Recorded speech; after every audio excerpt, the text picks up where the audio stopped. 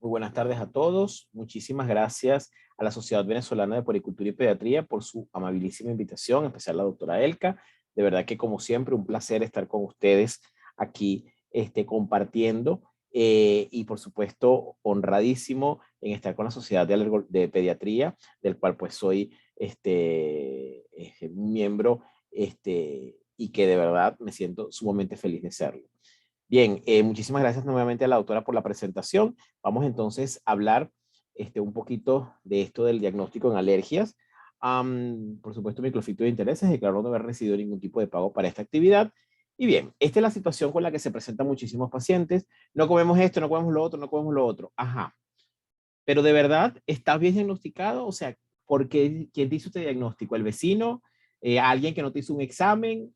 ¿Cómo lo hicieron? O sea, eso es una de las interrogantes y una de las realidades en las que nos enfrentamos día a día los alergólogos, porque me dicen, es que ahí me dijeron que yo era alérgico a tal cosa. Ajá, pero te hicieron una prueba. No, nunca la han hecho. Entonces, ¿cómo lo sabemos?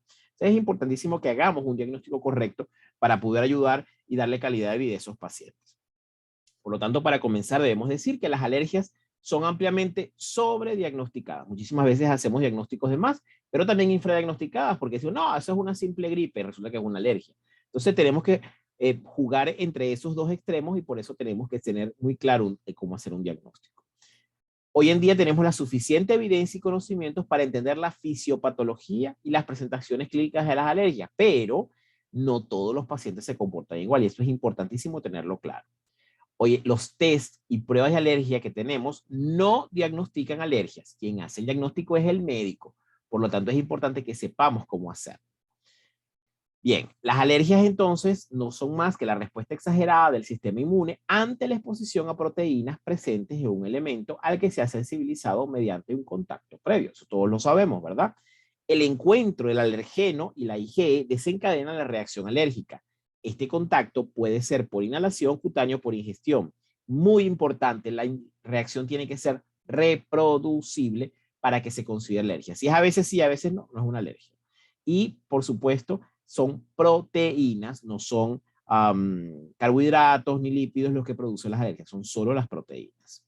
Entonces, frente a un alergeno, lo normal, lo que nosotros esperamos es que haya un estado tolerogénico en el que hay una respuesta de tipo T reguladora y, por supuesto, la consecuente tolerancia a través de la IgG4. Sin embargo, en un paciente alérgico, lo que se da es un estado no tolerogénico, una respuesta tipo TH2 con la consecuente sensibilización alérgica mediada por la inmunoglobulina E.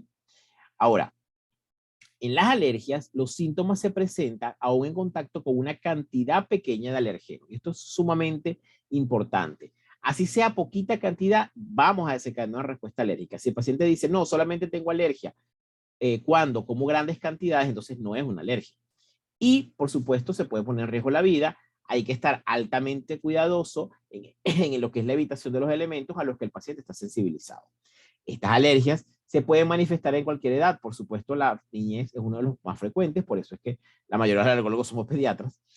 Y pueden existir sensibilizaciones cruzadas. Esto es también de importancia capital, porque significa que un paciente alérgico a un alergeno puede manifestar una reacción a otro elemento que no tenga nada que ver, pero que son proteínas estructuralmente o digamos que por cargas eléctricas similares. Eso es lo que llamamos familias de proteínas alergénicas. Si se parecen, entonces, pues lamentablemente, pues vamos a tener reacciones cruzadas. Un poquito más adelante vamos a explicar un poquito más o hablar un poco más sobre esto. Bien, los alergenos más frecuentes en nuestro país son los alergenos inhalantes y eso es a nivel mundial, pero en nuestro país pues particularmente esto es importante. Fíjense que les presentamos este estudio que hicimos hace unos añitos en que comparamos una población rural, San Fernando de Apure, con una población urbana, Caracas, en la que vimos como los ácaros, dermatofagoides y blomia son los más importantes alergenos con un amplísimo margen, seguido de los hongos ambientales, luego gatos, cucarachas, perros, látex, y por allá empiezan los alimentos. Y fíjense que lo más importante en este, por lo menos en este estudio, fueron los mariscos y luego los pescados.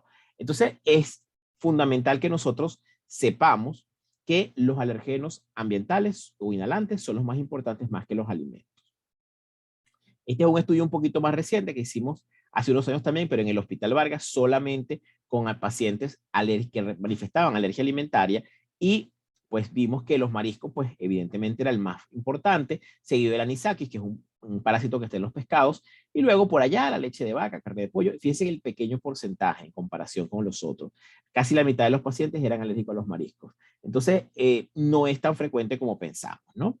Hay que definir términos de manera importante. La alergia, ya dijimos, es una respuesta inmunológica mediada por IgE. Mediada por IgE. Si no es IgE, no se considera alergia. A un alergeno que resulta en síntomas reproducibles con cada exposición, ya lo hemos dicho. Por supuesto, estamos ahí ante la presencia de una hipersensibilidad de tipo 1, en este caso, que es la que es mediada por IgE. La intolerancia es la respuesta inmunológica no IgE a una sustancia que causa síntomas gastrointestinales. No es una alergia, sino que una respuesta no IgE, una respuesta inmunológica no IgE. Cuando hablamos de sensibilidad, realmente no hay una definición a la que podemos llegar a un acuerdo, pero sabemos que es un paciente en la que no hay una respuesta inmunológica clínicamente relevante, pero que tiene IgE positiva o un PRIC positivo para determinado alergeno. Esto está frecuentemente aplicado a una variedad de síntomas que no tienen evidencias de laboratorio. Entonces aquí empiezan los falsos negativos, o los falsos positivos. Entonces fíjense, la detección de IgE específica a través de PRIC test o IgE específica en valores muy bajos, sin características clínicas, es lo que corresponde a lo que llamamos sensibilidad. Un paciente que no, clínicamente no tiene esto, no tiene manifestaciones de alergia por un elemento, pero que cuando hacemos un PRIC sale muy bajito, o cuando hacemos una IgE específica salen niveles muy bajos. Por lo tanto, sensibilización no es de ninguna manera igual a alergia. Ahora, ¿cómo hacemos entonces ese diagnóstico de alergias en nuestros pacientes? Tenemos que entender que hay unas pruebas de alergias ideales, que por supuesto no existen, pero ¿cuáles son las características? Primero, que sea no invasiva, es decir, que esté ampliamente disponible y que sea de fácil uso e interpretación, que sea no invasiva, ampliamente disponible y de fácil uso e interpretación. Que sea fidedigna y que nos permita tener valores predictivos altamente positivos y valores bajos falsos positivos. Que sea clínicamente relevante, es decir, que sea predictiva de dosis límite, lo máximo que yo le puedo dar al paciente antes de que le haga una reacción, y la severidad, es decir, si yo le doy este elemento alergénico, el paciente va a tener una reacción más o menos severa en comparación con otros. Eso es lo que quisiéramos tener. Por supuesto, lamentablemente las pruebas que tenemos existentes no dan estas características. La mayoría pues son invasivas, no hay ninguna prueba, todas tienen que ver con pinchazos, con algo. Ampliamente disponible tampoco, porque lamentablemente no está disponible en todos los laboratorios, no está disponible en todas las ciudades. Y en lo de fácil uso e interpretación es relativo porque tiene que estar, digamos que, vista por un médico especialista en el área. A ver, este tipo de talleres, este tipo de webinar es lo que queremos hacer justamente para que logremos una interpretación adecuada de estas pruebas. Fidedignas no lo son porque no hay una prueba que tenga un valor predictivo bajo, y muchas tienen alzos falsos positivos, lamentablemente. Clínicamente relevante, pues sí, nos pueden ayudar, pero todavía no tenemos ninguna prueba que sea predictiva de dosis límite, solamente digamos que la prueba de reto, que es un poquito complicada.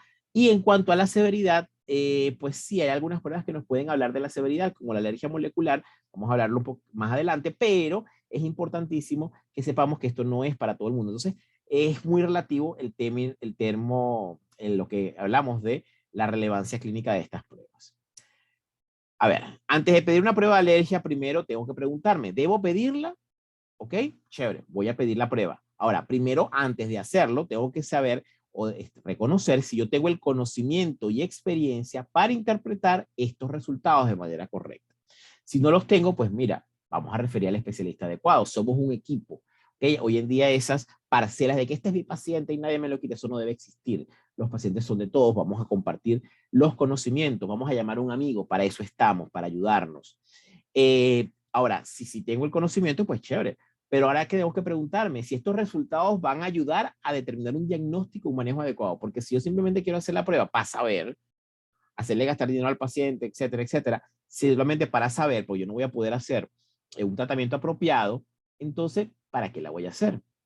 Si es no, pues obviamente hay que referir al especialista adecuado, y si es sí, pues bueno, solicite la prueba y vamos a interpretarla correctamente.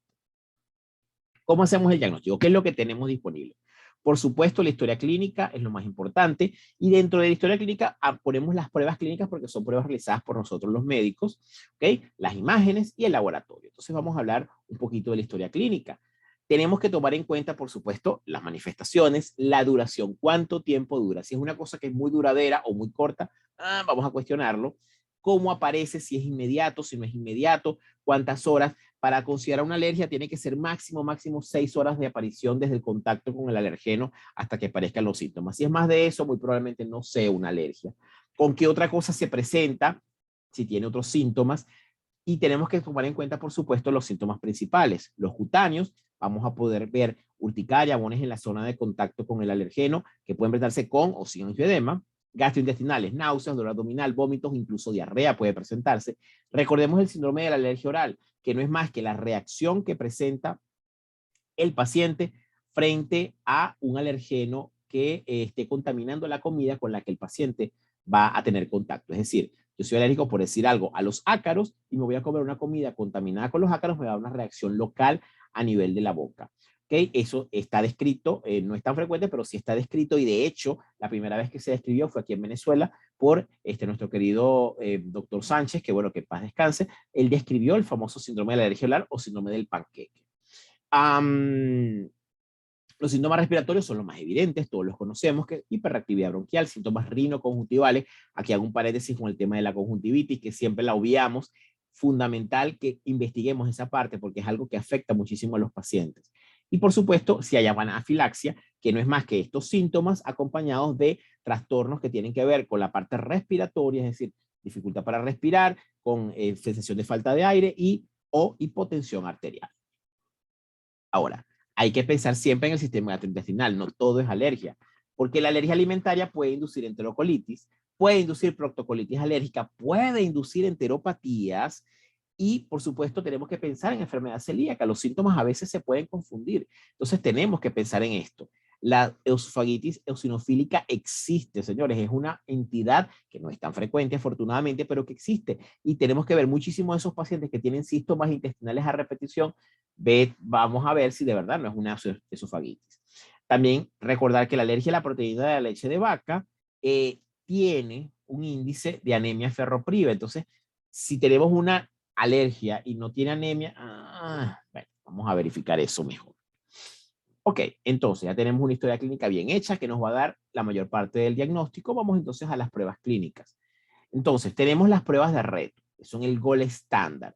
Son las pruebas en las que le damos al paciente las pequeñas cantidades o cantidades progresivas de lo que se supone que desencadena la alergia, bien sea alimentos o bien sea cuestiones ambientales, ¿ok?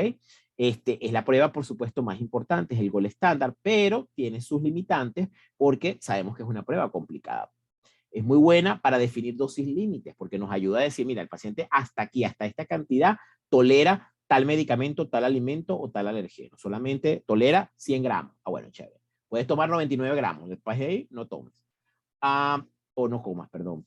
También nos ayuda a ver qué tan grave es la alergia. Podemos definir, mira, este paciente es muy alérgico, tiene una severidad, puede tener riesgo de anafilaxia. Podemos clasificar cómo es esa alergia. Sin embargo, es una prueba por el lado negativo que consume mucho tiempo porque esto hay que hacerlo por lo menos en 4 o 5 horas. Requiere experiencia, no la puede hacer cualquier médico, hay que tener, pues digamos que, experticia para hacerlo. Requiere que tengamos disponible una sala de emergencia o una unidad de terapias intensivas. ¿Por qué? Porque hay un riesgo alto, reacciones graves y tenemos que prever esas situaciones. Entonces, esto no es para todo el mundo. De hecho, casi no lo hacemos. Quizás la hacemos más con medicamentos, ¿ok?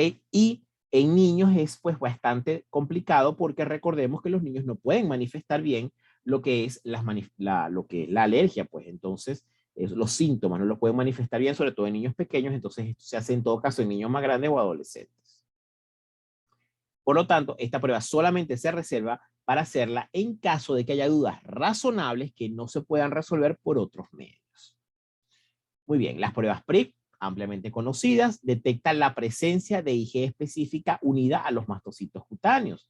La respuesta es muy rápida, en 15 minutos, es una respuesta eficiente, es muy poco riesgoso, realmente yo no he visto hasta ahora y puedan decir lo mismo los demás, reacciones graves por esto porque es muy poquita cantidad la que tú lo estás poniendo al contacto con el paciente.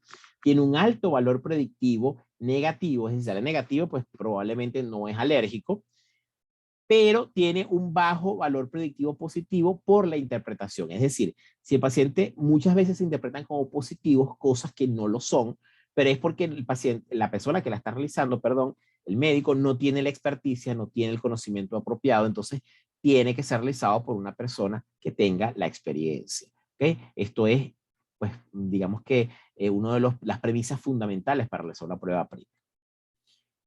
El prick to prick, para culminar las pruebas clínicas, son el mismo prick, pero entonces como no tenemos los alergenos comerciales disponibles, concentrados o estandarizados, pues utilizamos elementos naturales. A ver, sobre todo cuando estamos hablando de cosas como muy propias, ¿no? Por lo menos yo tuve un paciente que era alérgico a la lechosa, que evidentemente era muy difícil conseguirlo en lo que es las pruebas comerciales disponibles. Entonces yo le pedí, bueno, trae un poquito de lechosa, manché la agujita con la lechosa y pues se la puse y vimos la reacción, ¿no? Obviamente hay que compararlo con la histamina, hay que hacer una serie de pasos, no es que lo hago y ya, pues o sea, hay que hacer una serie tiene una técnica estandarizada, pero esa es una forma de saber cuando tenemos elementos que se nos salen de lo común, ¿ok? Muy bien, seguimos entonces, vamos con las imágenes, que si bien son importantes, en algún momento tuvieron una importancia, sobre todo los seguros las pedían muchísimo, tiene que hacerle unos rayos X de renos paranasales, qué sé yo, Cabum, etcétera. Hoy en día han quitado importancia porque sabemos que no son tan importantes a la hora de hacer un diagnóstico, de hecho no nos sirven, lo que van a hacer radiarlo.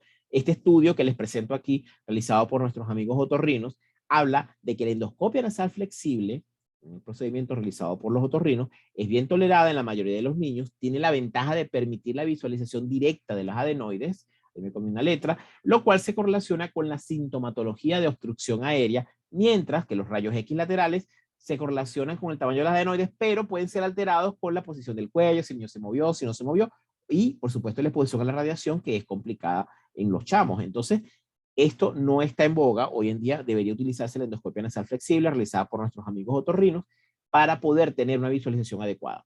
Pero a la hora del té, nosotros no vamos a operar a nadie, por lo tanto, no es apropiado que nosotros hagamos ningún tipo de imágenes porque no nos va a dar ningún cambio ni en la terapéutica ni en el diagnóstico. Entonces, no es de importancia, esto pudiéramos obviarlo. En cuanto al laboratorio, tenemos varios elementos. Anatomía patológica realmente no funciona mucho, eso solamente es para ver si de verdad podemos hacer una biopsia y eso. ¿Qué se hace mucho? El eosinófilo en moco nasal, ¿ok? Que realmente no es tampoco funcional, hematología, etc. Entonces vamos a ver, por ejemplo, el diagnóstico por los eosinófilos en moco nasal, que es algo que me encanta pedir a los amigos neumonólogos, realmente no tiene mucha utilidad. Este estudio nosotros lo realizamos hace unos años y fíjense cómo tratamos de comparar la cantidad de eosinófilos o el porcentaje de pacientes con eosinófilos positivos en comparación con los niveles de IgE total y realmente no estaban ni cerca. Es decir, no pudimos hacer una correlación clínica, una correlación de laboratorio importante entre IgE, niveles de IgE y eosinófilo muconasal.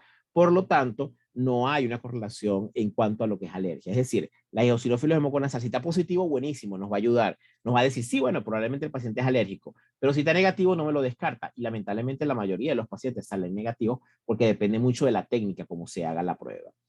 La IgE específica, pues bueno, nos va a ayudar porque no, la tenemos disponible tanto para alimentos como para alergenos inhalantes y se usa a través del suero, o sea, es fácilmente tenerla disponible porque hay una amplia distribución de paneles comerciales, pero estos son variables en calidad. La mayoría son apropiados, pero tenemos que verificar un poquito y vamos a ver algunas características en la próxima lámina que tenemos que estar pendientes. La interpretación adecuada es fundamental.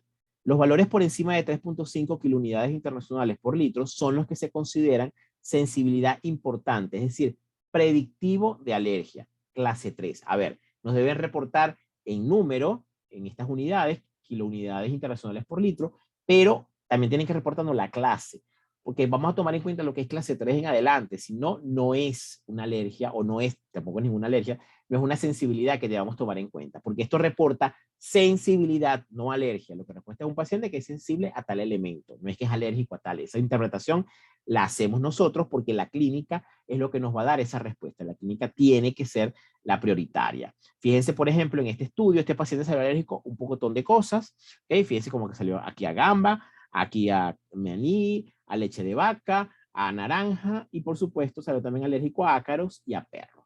Pero fíjense, si nos vamos a interpretar aquí, yo no puedo decir que el paciente es alérgico a los mariscos, al maní, etcétera, porque fíjense las clases, niveles muy bajitos con clase 2, clase 1, eso no es importante. Y si tú lo interrogas bien, probablemente vas a conseguir que ese paciente toma leche y no le pasa nada, come naranja y no le pasa nada, y come mariscos y no le pasa gran cosa. Entonces, tenemos que interpretarlo correctamente. A lo que sí debe ser alérgico este paciente es a ácaros, dermatofobesterona, sinoforina y blomia, y al perro. Entonces, tenemos que interpretarlo con la clínica, pero ver los valores también para ver si de verdad esto se corresponde con la realidad. Entonces, tenemos que interpretarlo correctamente. Clase 3 en adelante es lo que vamos a tomar en cuenta.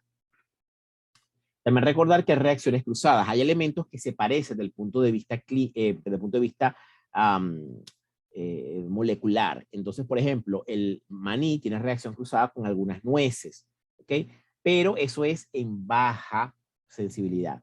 Que nosotros pensamos, no, que soy alérgico al maní, soy alérgico a las nueces. No. Fíjense que las reacciones clínicas cruzadas son muy pocas o inexistentes. No así, las nueces con otras nueces, esas sí tienen una reacción importante. Por ejemplo, ahí está el cashew, que es el merey con el pistacho, las pecanas con las nueces, etcétera, tienen una alta reacción cruzada. El pescado con los mariscos, muy poco. Los peces o los pescados con otros pescados, eso sí, porque a veces hay reacciones que marcan un pez específico. Y fíjense que los mariscos con otros mariscos sí tienen una alta correlación en cuanto a reacciones cruzadas. Otras cosas como por ejemplo la leche de vaca con leche de otros mamíferos sí tienen una alta reacción cruzada, por lo tanto no es conveniente que si un paciente es alérgico a la leche, le demos leche de otros animales porque lamentablemente nos puede hacer reacción cruzada. Y en cuanto a los ambientales, fíjense que, por ejemplo, los ácaros del polvo y las cucarachas tienen una alta reacción cruzada entre ellos, pero también con los mariscos, ¿okay? Porque se parecen las moléculas alergénicas. Entonces, no tenemos que evitar ese tipo de reacción, ese tipo de combinaciones. El paciente que es alérgico a algunos pólenes de árboles, vamos a ver que también puede ser alérgicos al maní, a las frutas y a la soya. Los pacientes que son alérgicos al polen de las gramas, de las gramíneas, pueden ser alérgicos al trigo, y los pacientes alérgicos al polen de algunos árboles pueden ser alérgicos incluso a los frutos secos. La alergia molecular es el diagnóstico, digamos, más avanzado que tenemos en la actualidad. Es el diagnóstico basado en componentes. Justamente vamos a buscar esos componentes moleculares que son los que nos desarrollan la alergia, que son los que llamamos epítopes, son las moléculas alergénicas específicas. Y sabemos que su uso actualmente está en incremento. Se disponen más de 130 moléculas comerciales o alergenos recombinantes para poder hacer diagnósticos con ella. Y la evidencia clínica y de laboratorio pues está abriendo nuevos caminos, no solo para diagnóstico, sino también para terapéutica en estos pacientes, porque nos permite reconocer ciertas características importantes, como por ejemplo la severidad o saber qué es lo que le produce la alergia al paciente realmente. Por ejemplo, aquí vemos unas moléculas alergénicas. El maní, por ejemplo, tiene el ARAH1239 y el ARAH8, ARAH7, ARAH6, que vamos a ver en las tablas que tenemos disponibles en internet cuáles son los que tienen alto riesgo para tener reacciones graves y luego los que tienen bajo riesgo. Hacemos lo mismo con la avellana, soya, nueces, trigo, ciruela y manzana.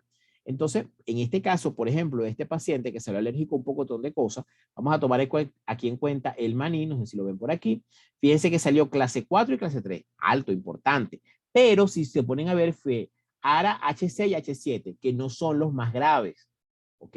Significa que este paciente tiene alergia al maní, sí la tiene definitivamente, pero no es una alergia grave que implique una reacción anafiláctica. Es un paciente que puede, si tiene contacto con el maní, hacer reacciones que no van a poner en peligro su vida. Entonces, hay que tener menos cuidado, hay que manejarlo pues con más facilidad, con más libertad, ¿no? Entonces, eso es importante porque le puedes predecir al paciente cómo va a ser su futuro, porque si el paciente me sale alérgico a algo, a uno de estos componentes de los que son altamente alergénicos, pues tenemos que decir al paciente, mira, si comes un queso un poquitico, puedes poner en peligro tu vida. Entonces, ese tipo de cosas, para que las precauciones sean las más apropiadas, pues es la información que nos provee la alergia molecular. Sin embargo, recordemos que esto no es para todo el mundo. Esto es para pacientes que realmente tenemos dudas razonables, que tienen muchísimas reacciones cruzadas o que incluso tienen demasiadas cosas positivas, entonces uno tiene que buscar cuál es el elemento que los une a todos ellos. Luego entramos en el campo de la IgG específica, que es muy controversial. Hay muchas cosas, muchos dicen que sirve, otros dicen que no sirve. Esto es así como que, bueno, una batalla todavía que tenemos los inmunólogos al respecto. Pero lo que sí sabemos es que se asocia a síntomas gastrointestinales tardíos, pero lo mismo que con la IgG, la interpretación adecuada es fundamental. Vamos a considerar valores significativos, los que sean clase 3 en adelante, es decir, más de 120 unidades internacionales por mililitro.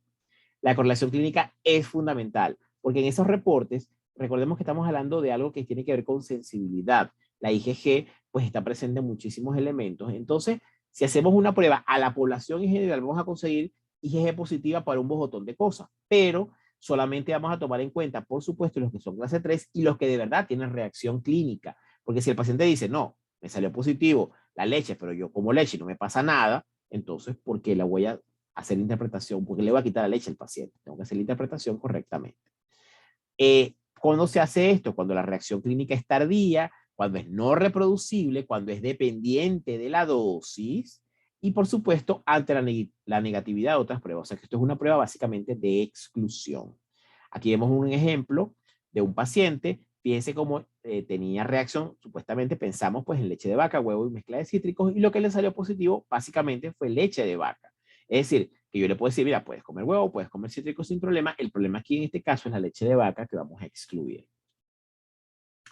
Las pruebas más, digamos que novedosas que están estudiándose en este momento son el test de activación de macrófago, que nos permite pues activar, como lo dice el nombre, al macrófago para directamente con el alergeno y ver la respuesta que produce el macrófago. El macrófago, si hay una expresión de elementos como CD63 en la membrana, si hay upregulación, o sea, es decir, aumento de la actividad de CD20, es decir, liberación de mediadores, que es lo que nos va a dar respuesta de que ese macrófago de verdad está activado. Estas son las pruebas, digamos que fidedignísimas, porque estamos viendo la actividad directamente a nivel de celular. Sin embargo, son pruebas que todavía no están disponibles comercialmente, están disponibles solamente a nivel investigativo y no en todos los centros. Entonces, esto, vamos para allá, sería una prueba muy buena, probablemente nos va a ayudar mucho con lo que es la reacción adversa a medicamentos, pero todavía no la tenemos disponible comercialmente. Entonces, tenemos muchísimas cosas por las cuales trabajar y fíjense cómo nos ayuda. Las imágenes, definitivamente no. Eso no, ya vimos que no es evidente, no sirve, el eco tampoco, la endoscopia puede funcionar, pero tienen que hacerla pues nuestros amigos otorrinos, no lo hacemos nosotros de rutina. El laboratorio de hematológica ya vimos que no es útil. La hematología no, porque el contagio de eosinófilos no nos dice mucho, puede ser elevado porque haya parasitosis y si puede estar negativo, y eso no significa que el paciente no sea alérgico. La IgE total, solamente el 40% de los casos va a estar positivo, entonces si está negativo no me lo descarta, entonces tampoco es tan evidente.